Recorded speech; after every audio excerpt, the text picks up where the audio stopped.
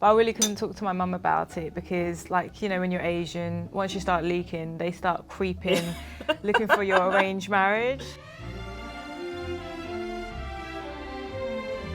Up until this point, like, I had always been really regular with my periods, like to the day. I didn't even need to think about it. But then this one time, I was late by a week. How old were you? I was like 19. Okay. Started off like just a week late, but then it rolled on. It was like 8 weeks late. What? Yeah. Are you pregnant? Well, that's the thing, isn't it? Like, I was a virgin. Could I be pregnant? Because that's the only reason at that point that I knew that people missed their periods. I didn't know. Were you thinking you're the Muslim Virgin Mary? Virgin Sadia.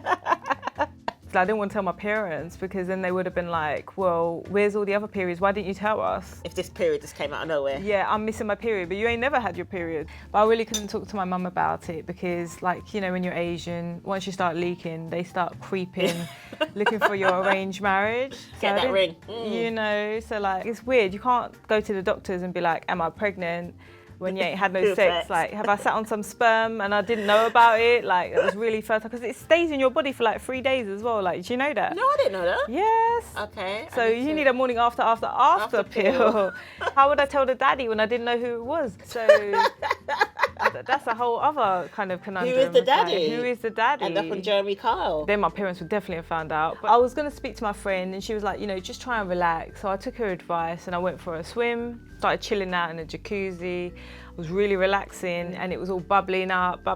And then like some red started bubbling up. Some woman tapped me and she was like, did you hurt yourself? Like, are you okay? And I saw like some pool of blood.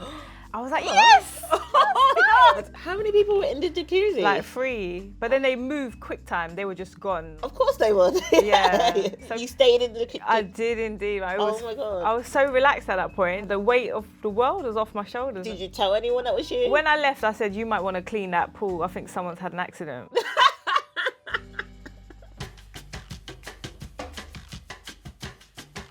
I was going on a date, on my first date with this guy, and I wanted to impress. So I thought, let me do something a bit different, something to make myself feel a little bit special. So I decided I was going to wear white trousers.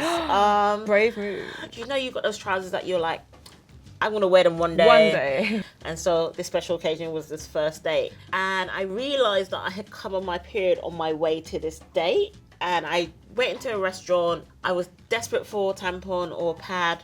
I was asking everyone, including men, I was like, do you have a tampon? And they would look at me like, no. They didn't have one of those machines in the restaurant where you can get tampons. So I was really panicking. So what I decided to do was to fold up some tissue that was in the toilet and put it in my underwear. Because I was like, that's just going to hold it in. I would have used a napkin, you know. With a napkin. It would have been thicker. It probably should have been. But I thought, let me be smart. I folded up the tissue. I thought, let me put it in the knickers.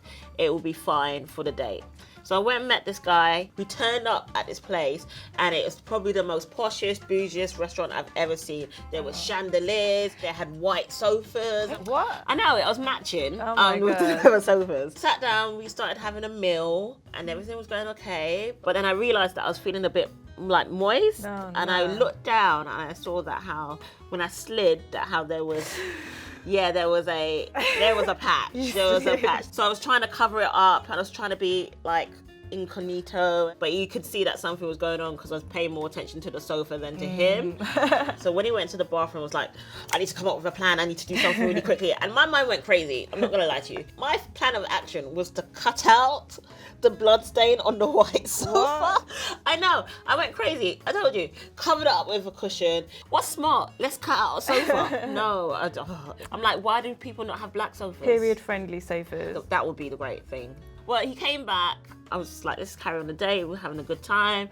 And then it was time for us to leave. And I realised when I stood up that, oh my God, I've got still blood coming out that soaked through into my white trousers. So I took off my jacket and wrapped it around my waist to walk out of this restaurant. Now, it was winter. It was freezing cold.